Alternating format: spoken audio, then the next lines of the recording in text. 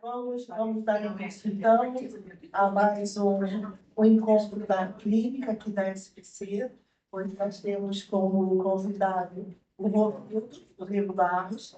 Ele é psicanalista, membro da Escola Brasileira de Psicanálise e da Associação Mundial de Psicanálise. Ele vai nos falar de um ponto que todos já viram, é escutar e ouvir. Então, o Romildo não precisa de apresentações, né, gente? Então, temos aqui o Romildo. Obrigada por ter vindo, Romildo.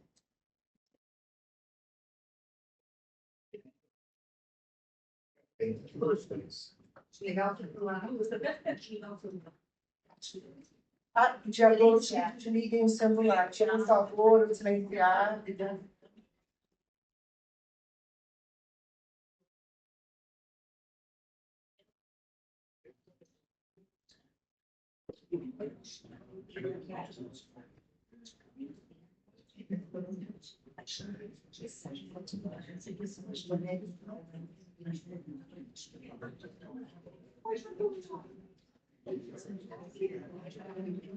Bom dia.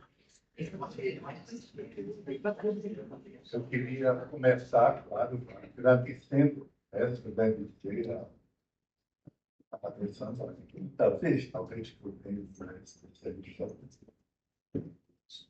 3 endereços do quadro, começando na Saturnino de Cristo, passando pela esquina da São Clemente, onde lá já, e aqui já vim 2 vezes. Enfim, então, para mim, é uma alegria vir aqui de novo. E para falar de um tema muito simples, aparentemente, e que pode ser, justamente por ser simples, ele pode ser desenvolvido um pouco complexo, mas não muito. Continua simples. Eu queria agradecer, sobretudo, a Maria Lúcia, através dela que eu recebi instruções, orientação. A nossa conversa hoje aqui vai ser em torno de uma palavra que todos nós usamos, talvez todo dia, que é a palavra escutar. Escutar. Eu tive pensando como eu pratiquei a língua francesa muitos anos, a palavra escutar, me lembra écouter, que tem um sentido muito preciso. Então, foi essa precisão que me fez e me orientou para preparar a nossa conversa aqui. Então, eu começaria dizendo que escutar é um verbo, pelo menos como a gente prega aqui, escutar, é um verbo paradoxal. A gente fala escutar de uma maneira tão simples, tão cotidiana, que a gente não se dá conta, em geral, do quanto o escutar é paradoxal. Então, seria a partir desse paradoxo que eu gostaria de orientar a nossa conversa.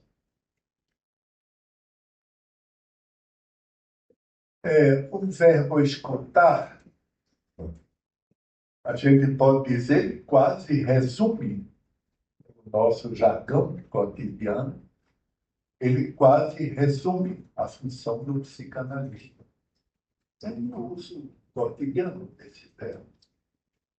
Quando a gente diz, falando de alguém, ele tem, por exemplo, a boa escuta, a gente está dizendo que se trata de um psicanalista que a gente considera confiável. Quando tem uma boa escuta. É isso? Isso equivale a dizer que é um bom psicanalista. O nosso jargão. Então, neste sentido, no primeiro sentido da nossa conversa, ser psicanalista Ser psicanalista é entendido basicamente como saber escutar.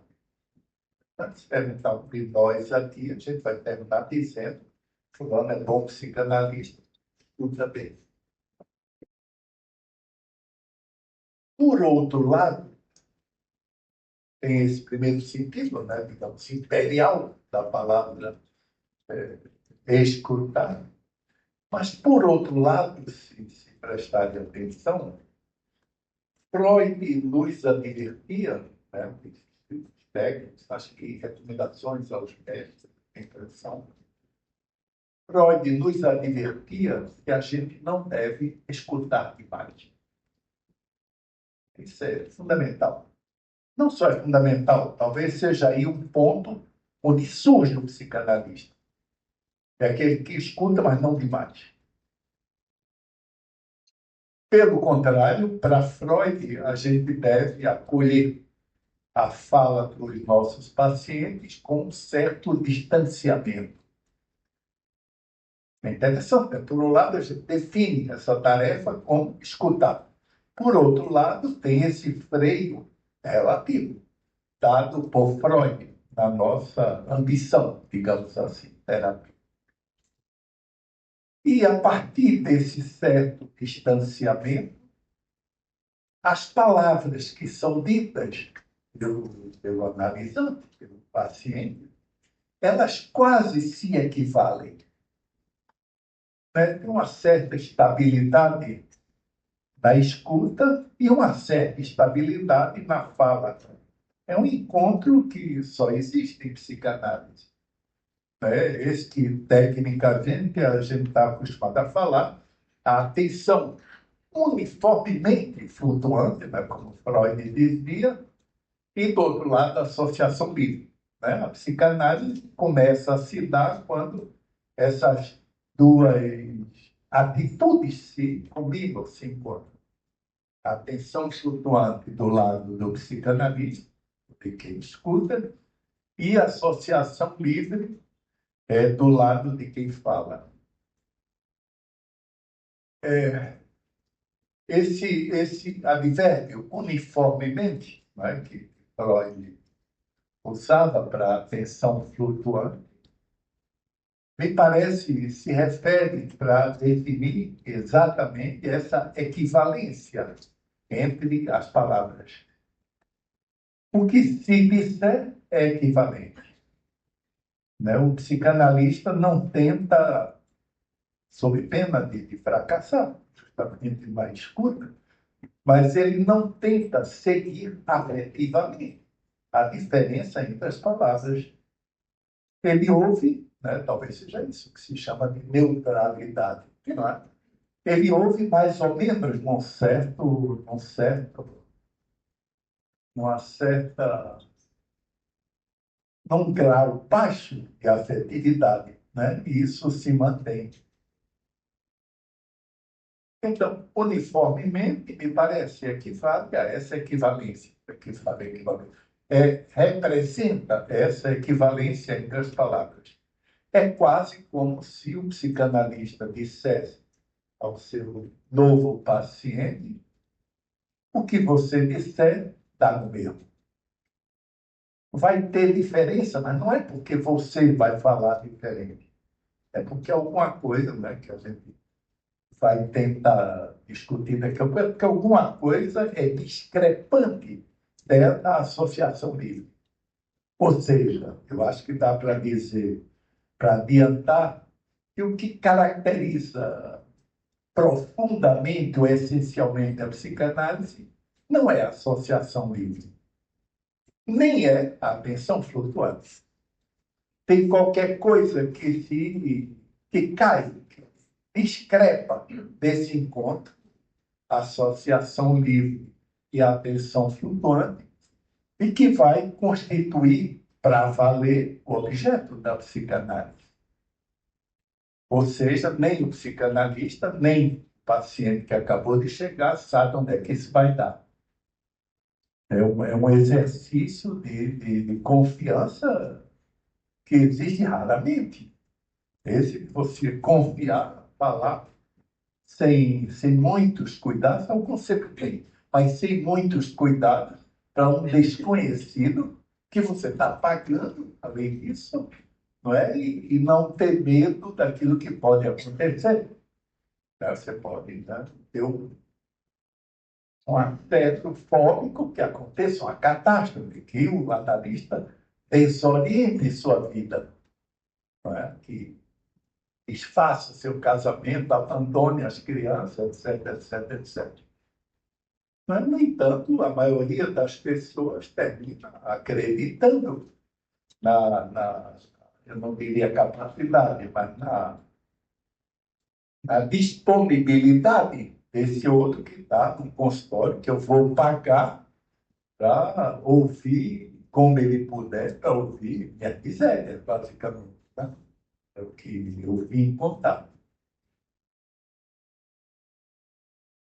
Então, isso tudo resume o que eu entendo do conselho de Freud. Né? Freud inventou as duas coisas: a atenção flutuante e a associação livre. Então, eu resumiria dizendo: a gente deve escutar, claro, está sendo pago para isso, mas não demais. Toda vez que a gente escuta demais, a análise fica impossível. Né? Basta que a gente pense na, na literatura que existe, não é imensa, mas é representativa, sobre a contra-transferência, né? Que é um impasse exatamente nesse ponto de quem ouviu demais.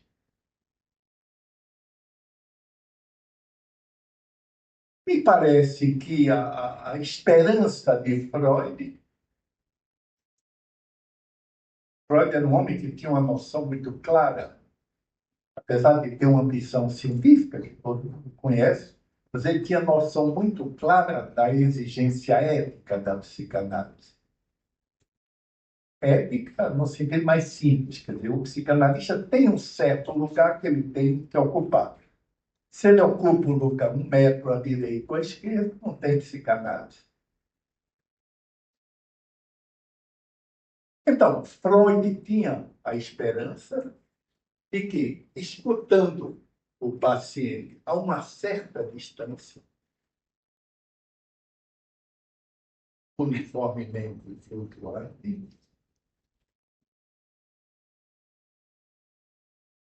a uma certa distância da sequência do que é dito pelo analisante, ele ouviria alguma coisa de importante. Ele chamava isso de inconsciente.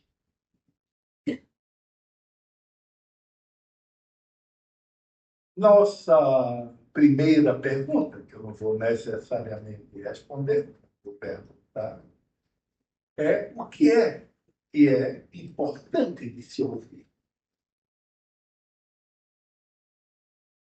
Se as palavras, pela regra da atenção flutuante, se as palavras ditas se equivalem, a partir de quê? De que fator algumas delas se tornam mais importantes? Tem a ver com o que se costuma dizer, né, o insight. Né? Alguma, que é traduzido uma consciência súbita de alguma coisa que você não conhecia antes. Então, a nossa conversa, a nossa discussão de hoje, parte do seguinte: a escuta serve, antes de tudo, para permitir a audição.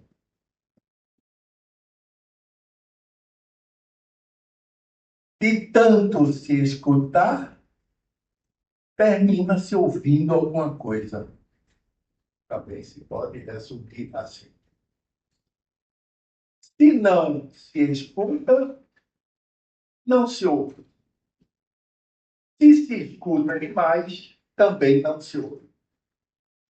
Vocês veem, em cima daquele paradoxo que eu citei no começo, tem uma paradoxo também na posição do analista. O que é que significa escutar, mas não demais? Qual a diferença que faz um paciente cochichando e um gritando, por exemplo? Então, eu estou levando em conta a diferença que existe entre escutar e ouvir.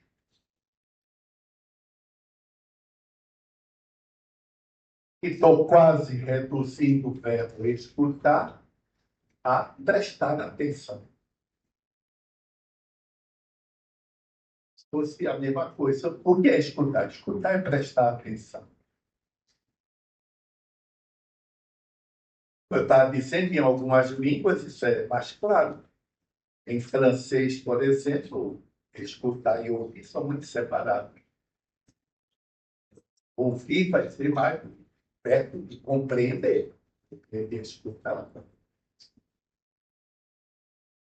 Ouvir é o ato da audição.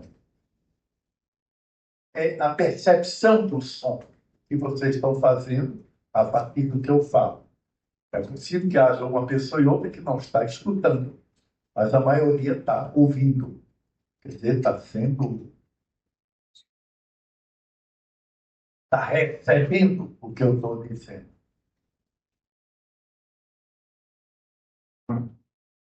É como se escutar e ouvir rolassem em trilhos diferentes. Apesar de serem tão próximos.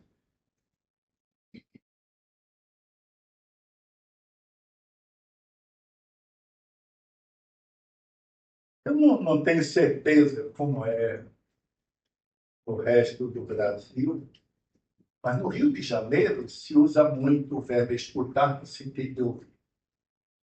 É uma coisa que me choca, mas é assim.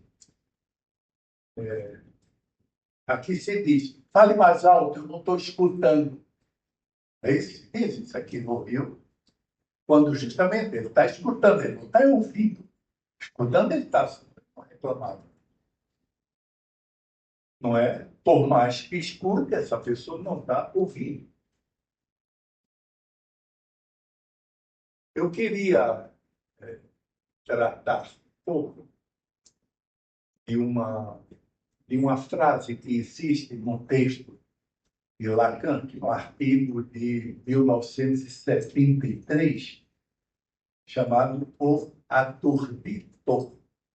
É a tradução possível. Não é? Em francês, é uma tradução bem direta. Aturdito, porque Lacan mudou le tourdi, é o tom, né? O distraído, coisa assim, e botou um T no fim, que é o particípio do verbo. Então, fica aturdido, mas se traduziu por aturdido. Não é bonito, mas é correto. Corresponde exatamente ao original. Então, veja só, a frase é assim. E digam se vocês intuem alguma coisa ouvindo essa frase. Ela é muito conhecida. Que se diga, fica esquecido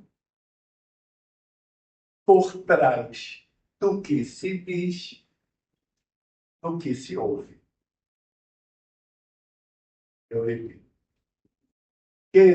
Você muitas vezes.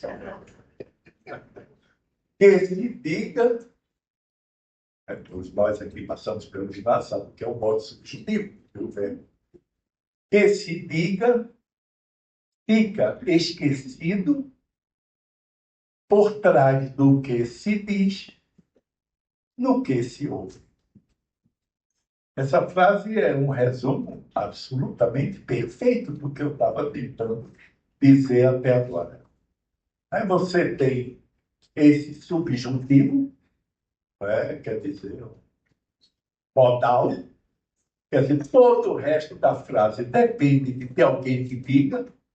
Se ninguém diz, não há. Não fica esquecido por trás do que se ouve, por fica esquecido. A gente podia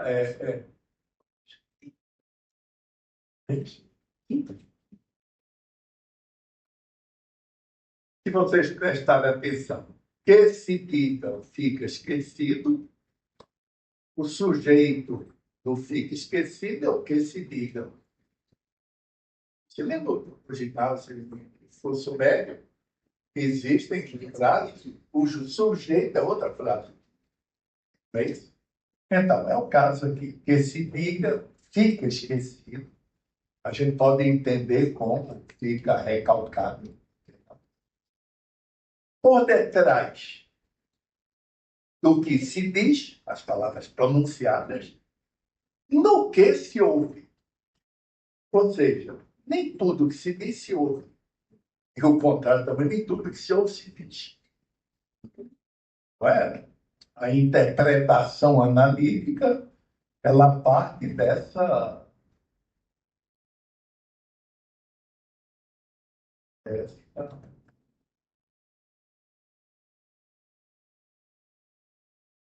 diferença entre o que se diz e o que se ouve. Eu vim aqui, basicamente, me queixar da miséria da minha vida.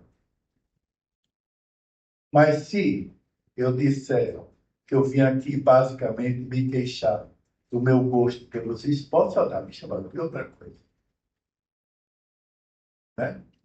Um ato falho, por exemplo, marca essa cratera que existe entre dizer e ouvir. Isso não é só da psicanálise. Todos nós sabemos que a última coisa do mundo é ser bem entendido. Né? Em geral, ou por causa de um ato falho, ou por causa de uma predisposição de quem ouve, alguma coisa vai dar errado. Não é assim? Nas famílias, por exemplo. Não é assim? Então, que se diga fica esquecido, quer dizer, o ato do sujeito, propriamente, o sujeito que procurou o psicanalista, ele, muita coisa depende dele. Toda a estrutura daquilo que pode ser dito depende, antes de tudo, que se diga. Então, Freud tinha razão, como em quase tudo. Ele tinha razão em dizer que o analista não pode querer ouvir.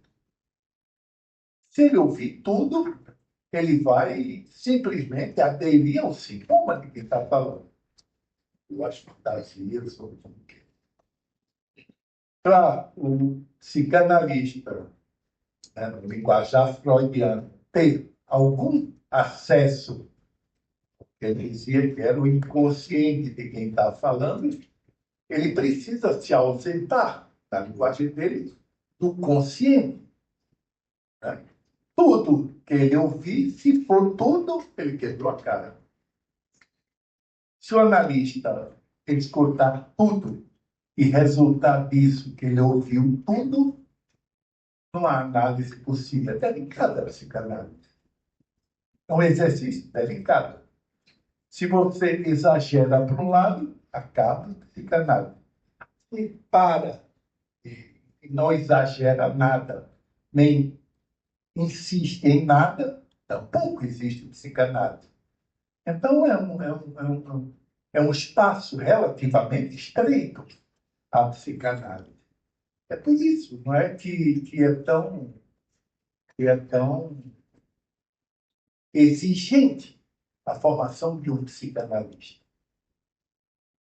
É exigente porque ele vai exercer uma função, para usar um termo que Lacan usou uma vez, uma função desumana. Não no sentido de, pobre de mim, eu exerço uma função desumana, mas no sentido de dizer, não é uma função natural. Diferente, né, usar uma comparação que Freud gostava, é diferente do cirurgião. O cirurgião se define por aquilo que ele sabe fazer, com bisturi na mão. O psicanalista não se define por nada, senão a posteriori. Eu sou muito bom psicanalista. Isso só pode querer dizer uma coisa. é que houve pelo menos uma análise que eu conduzi razoavelmente. Entende? Quer dizer, tem uma temporalidade que é diferente. Apesar de Freud gostar muito da comparação com o cirurgião, mas o cirurgião, ele sabe.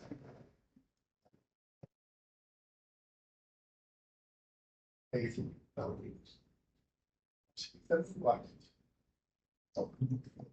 O cirurgião, ele sabe de antemão se ele é um bom ou um mau cirurgião. O psicanalista, não. O que o psicanalista sabe, por exemplo, se ele fica angustiado, chega um novo paciente, se ele exagerou na dose de um comentário e na noite seguinte ele não dorme por causa disso.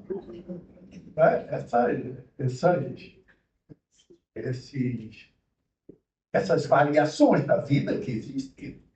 Né? Enfim, o psicanalista, a gente é acostumado a pensar, e com razão, que o psicanalista precisa. Todas as sociedades do mundo de psicanálise aceitam isso. O psicanalista precisa de teoria, precisa de supervisão e precisa fazer análise. Mesmo as organizações que estão aparecendo relativamente pouco tempo para cá, elas aceitam isso. Só que eu fui procurar numa delas, a análise pessoal, como se diz, era de 6 meses de grupo. Quer dizer, tem qualquer coisa aí que é uma forçação de barra. Né? É preciso fazer análise. Adapto fazer análise aos interesses institucionais. Legal. Entende? No entanto, a formação do psicanalista se dá nessas 3 exigências. A gente pode seguir adiante com essa frase de Lacan. Ela está na cabeça de vocês, essa frase, ou está esquisita? Posso repetir 1000 vezes? Está esquisita. Tá? Esquisita, quer dizer, está estranha. Tá? Ou não? Entendeu? Sinto que eu vi dizer. Que se diga, fica esquecido por trás do que se diz, depende do subjuntivo, que se diga, o que se diz, mas que se diz, no que se ouve. Tem uma série de afirmações que estão escondidas aí. Por exemplo, o psicanalista não ouve tudo que ele escuta, nem escuta tudo que ouve. Se a gente não parte disso, a gente não considera que existe consciência. É o inconsciente como um dizer que não está nem na cabeça do psicanalista, nem do analisante. É uma coisa que escapa e que continua modal, quer dizer, continua exigindo o modo subjuntivo. Que se diga, quer dizer, pode ser que ele não diga. Tá? Tem um pode ser aí que é próprio do subjuntivo. Isso fica esquecido ou recalcado por trás daquilo que se diz. Ou seja, por mais que eu diga, eu, analisando, tenho que se diga que fica escondido. Pode ser que eu não diga tudo que eu tenho na cabeça, porque eu tenho vergonha. Minha vida sexual, eu não vou dizer. Por quê? Porque eu tenho vergonha, por exemplo. Então, eu digo alguma coisa, mas não corresponde ao que se diga. Tá? Isso é o café com pão da prática analítica. Ou seja, o que se diz, muitas vezes, depende daquilo que não se diz. Por exemplo, a vida sexual que o psicanalizante, ele morre de vergonha de falar nisso, porque tem práticas mais esquisitas que ele não reconhece ou não aceita. Então, ele vai falar ao redor. Vocês sabem do que eu estou falando. Vai falar ao redor disso. Conta um sonho que se passa campo de futebol, etc. Né? Qualquer coisa assim, ou fala mal da mãe dele, todo analisado. Né? E no final das contas, ele não vai falar da vida sexual dele. Mas, ao mesmo tempo, alguma coisa passou. Tá? A capacidade divinatória, sobretudo certos psicanalistas, né? Que são mais adivinhões que outros. Então, que se diga, fica esquecido. Ou seja, aquilo que efetivamente se diz é dependente do modo subjuntivo. Faz sentido? Faz? Então, em análise, qualquer análise, eu estou pensando notadamente na análise nossa, neurótica, nunca se está andando num terreno limpo. Cada vez que eu dou um passo em cima de dois ou três que eu não dei. Não é assim? Né? Alguém vai dizer, eu me lembro que há 10 anos atrás eu ia me contar uma coisa e não contei. Agora eu conto, por exemplo. Você que é possível de ouvir. Então, existe essa espaço de tanto, se existe essa dependência entre dizer e não dizer, que numa análise é permanente. A gente pode não dizer que esqueceu, pode não dizer que não quer dizer, pode não dizer porque a relação de transferência com aquele analista já não está grande coisa. Então, o grau de confiança baixou um pouco. Mas pode ter muitas razões. Mas o fato é que existe alguma coisa que vai ficar subjacente ao que eu efetivamente digo. Agora, vocês imaginem a consequência que Lacan dá isso nessa frase. Ela é simples, essa frase. Ela é meio dobrada, mas ela é simples. O que se ouve, aquilo que efetivamente é ouvido, como é dependente de várias coisas, várias dimensões. Dimensões que estão no psicanalista ou no analisador.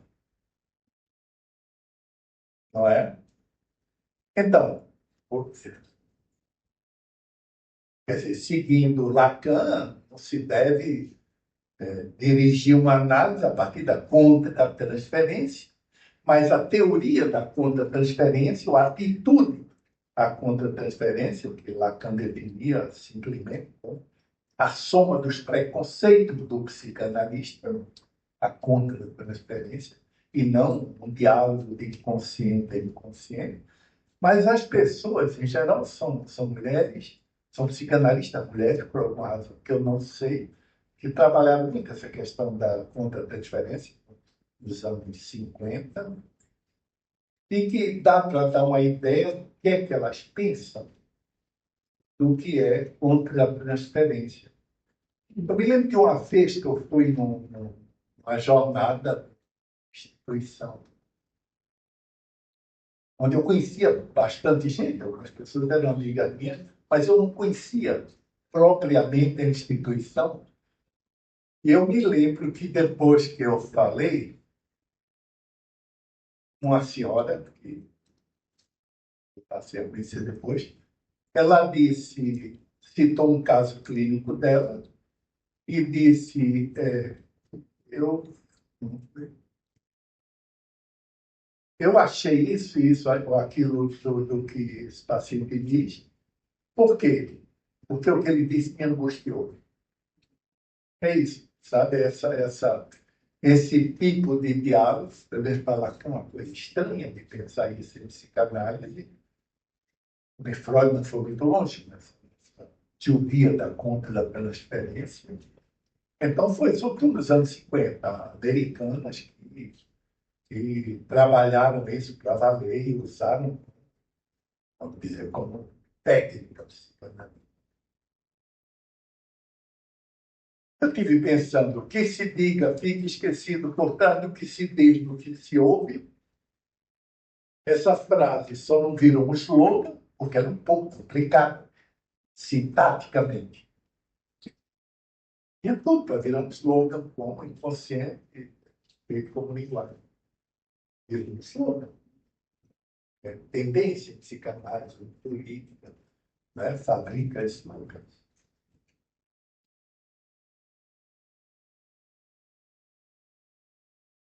Vocês prestaram atenção nessa frase, que é tão pequena, esse diga, fica esquecido por trás do que se diz, que se ouve. Ela é pequena, mas ela tem 4 verbos. Eu contei. Diga, fica esquecido do que se diz, do que se ouve. Então, a existência desses 4 verbos mostra uma coisa, que essa frase tem, ela está sempre em movimento. Há um diálogo entre esses verbos, eles estão em tempos diferentes. Ela é uma lição para o psicanalista, essa frase de Lacan. Esse diga, fica esquecido por trás do que se diz, no que se ouve. É possível que um primeiro contato provoque uma resposta um pouco fóbica, né? Feito garoto no colégio quando recebe uma equação de segundo grau. A primeira atitude dele é dizer, Deus, e nunca eu vou entrar nisso. Essa frase, ela é um pouco parecida. É, ela, ela diz uma coisa que é muito evidente, né? Mas, ao mesmo tempo, ela quebra a nossa intuição. A gente tem que ver essa frase e fazer o que estamos fazendo aqui hoje, né? Desmembrar e tentar ver não só que ideia, que sentido tem cada verbo, como também que relações existem entre eles. Quando a gente se der por satisfeito, a gente mais ou menos vai saber o que é escutar em psicanálise. Na prática, a gente não vai saber nunca, porque escutar é ter escutado, não é? E escutar é ter ouvido, passar a ouvir. Então, é interessante que a gente considere essa espécie de discrepância temporal, né? Cada um desses 4 verbos está num tempo diferente. Então, é uma lição para a gente, mas é uma lição depois que a gente supera essa primeira reação fóbica, né? Que é comum, né? Em frase de Lacan, de provocar Deus. Não é uma coisa assim, uma reação fóbica no sentido de dizer é incompreensível.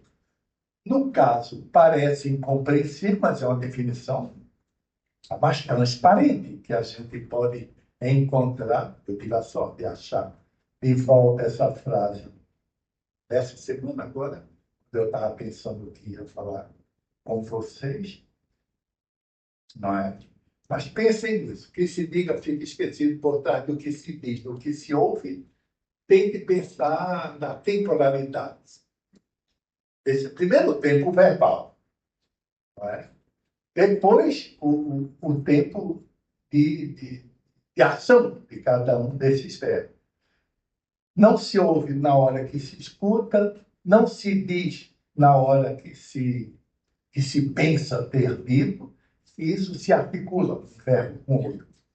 Quando a gente termina mais ou menos de entender essa frase, a gente tem a ideia do que é escutar em psicanálise, levando em conta o subjuntivo, que é permanente em psicanálise, no exercício da psicanálise. Você nunca está nos 2 pés presente. Também não está buscando saber qual é o passado da longínquo do paciente. Né? Existe um certo balanço temporal numa análise, e é isso que cria, se eu posso dizer assim, o que precipita o objeto da psicanálise.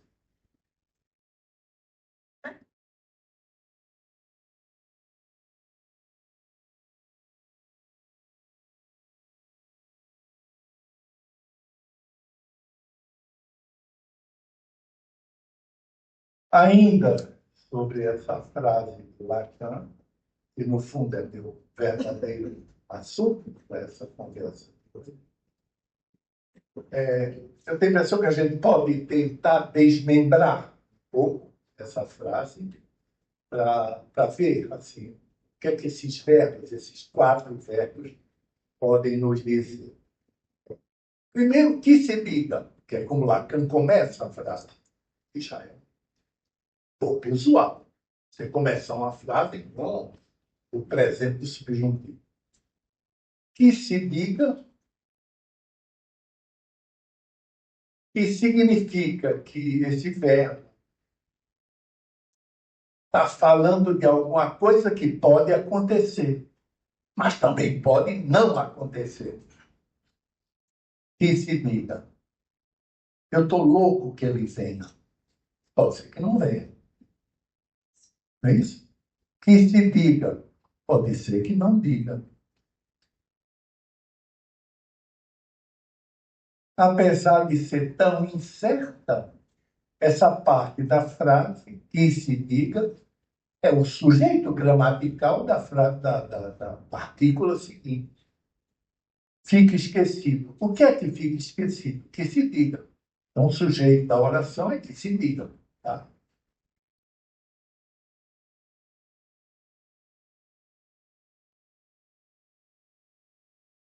No conjunto geral da frase, tem alguma coisa que fica esquecida. A gente pode chamar isso de recalcada. Alguma coisa no conjunto da frase, nesse conjunto de 4 diferentes tempos, que fica recalcado. Então, isso para mostrar que a psicanálise, o exercício prático da psicanálise, na verdade, não esgota muita coisa. Sempre tem um precipitado que não passa para o dizer.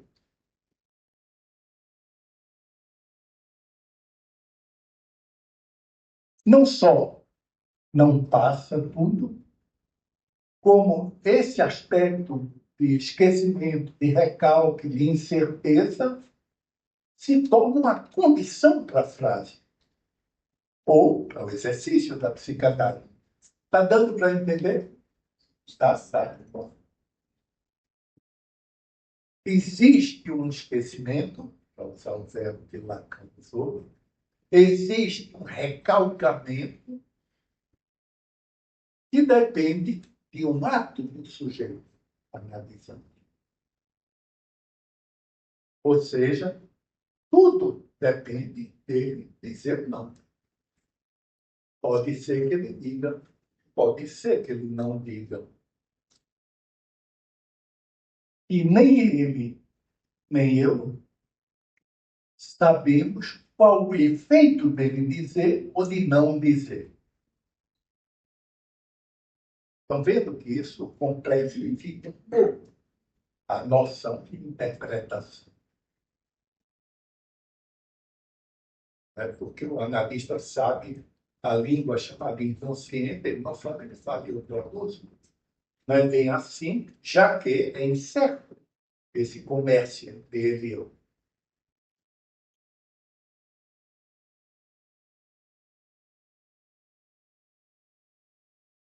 Por detrás, ou por trás do que se diz, do que se ouve, é a consequência do que se diga. Tá bom? Isso é o lugar do que foi esquecido. Uma coisa fica esquecida ontem.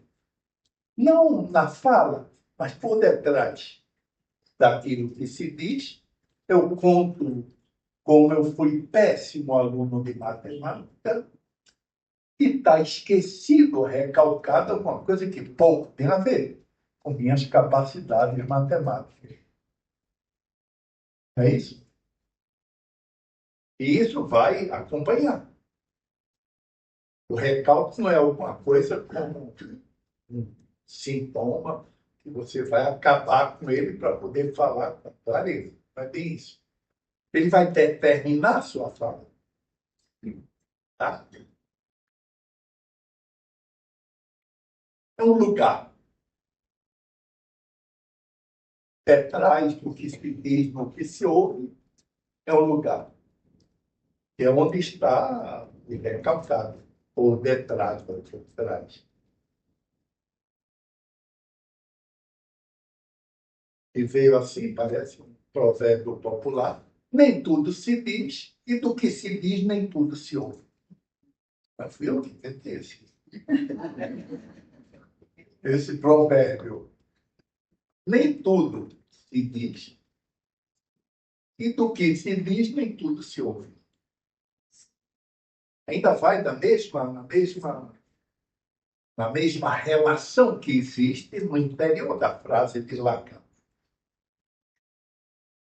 Eu me lembro de ter ouvido uma vez alguém me dizer o seguinte: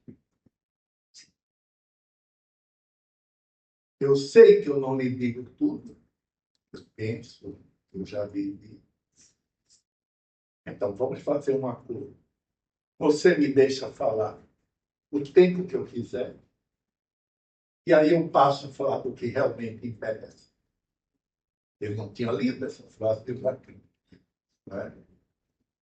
Não tinha nada a ver com psicanálise. Mas, digamos, ele queria fazer um acordo como se não tivesse ficado esquecido o que se diga. Vendo como é complexa a psicanálise, né? Como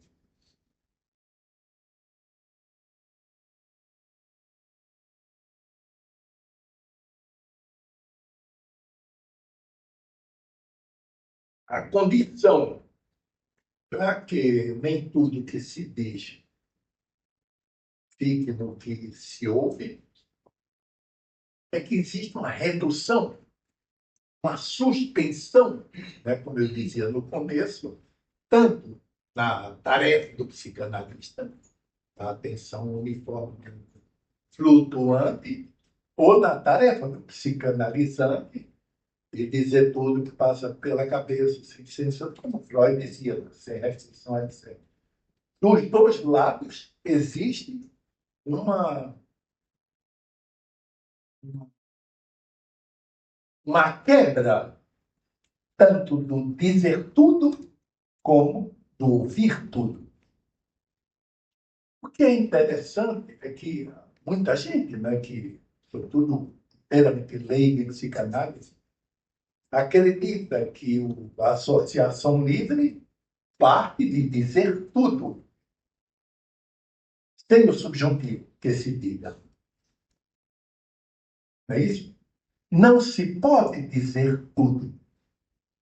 Claro que não dizer tudo pode ser com vergonha. Vou falar da minha vida sexual, que eu nunca vi na minha vida. Tá? Pode ser por isso, que é o mais simples. Pode ser porque a noite passada teve um pesadelo um pouco assustador, que mais ou menos fazia uma espécie de revelação da posição subjetiva. Quer dizer, era uma interpretação, talvez um pouco selvagem, mas, enfim, alguma coisa que localizava o sujeito.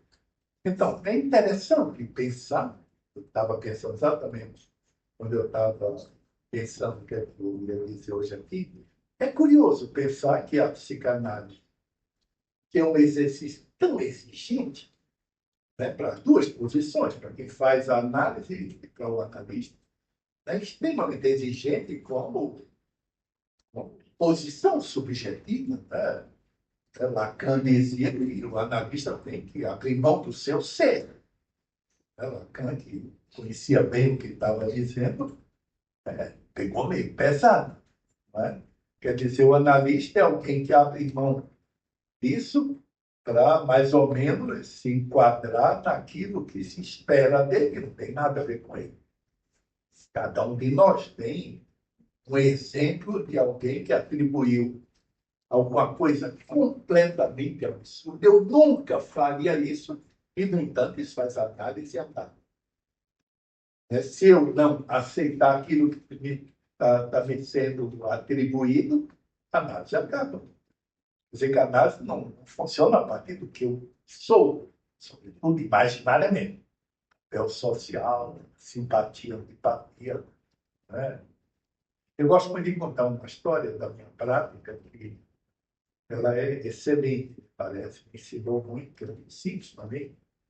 Chegou alguém que me procurou e teve uma certa hora que me disse, por que me procurou? Aí ele disse, é porque a pessoa indicada me disse que você é muito inteligente. Então veio algumas vezes para esse análise. Muito inteligente. E um dia, infelizmente, eu esqueci o que foi que aconteceu, mas talvez eu tenha dito besteira, não sei o quê. E ele disse, é engraçado, você não é tão inteligente. Mas o melhor vem depois. A análise começou a partir daí. É uma coisa que é conhecida, sobretudo na neurose obsessiva, como uma análise se engaja a partir de uma passagem pela transferência negativa. Esse é um exemplo excelente, parece simplesinho, mas que me ensinou muito. Eu não influí nem sendo inteligente, nem sendo estúpido. São duas atribuições que fizeram, que marcaram o percurso que esse rapaz fez, me usando para isso. Eu podia ter dito, não, sou tão inteligente assim, sou mais ou menos. Ou então, e aí? Vocês que eram muito inteligentes agora também não sou burro? Sabe? A minha abstenção é que permitiu que ele pudesse fazer esse percurso. Ele só podia fazer análise, não naquela ilusão de que precisava que o analista fosse inteligente, mas como um analista a quem falta alguma coisa. No caso, me faltava inteligência. Infelizmente, eu não me lembro qual foi a notícia que eu vi. Mas o que é que levou o rapaz a quebrar um pouco essa ilusão?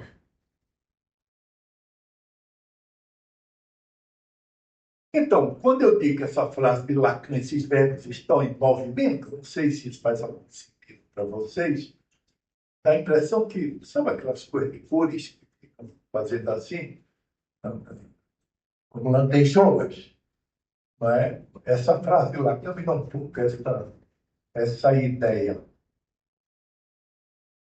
E essa é uma consequência geral. Se a flutuação acompanhada ou aconselhada por Freud, em parte, suspende a escuta,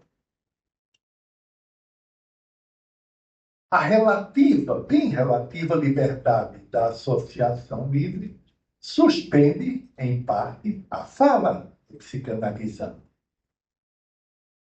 Tá? Se, repito, a atenção flutuante, em parte, suspende a escuta, não é?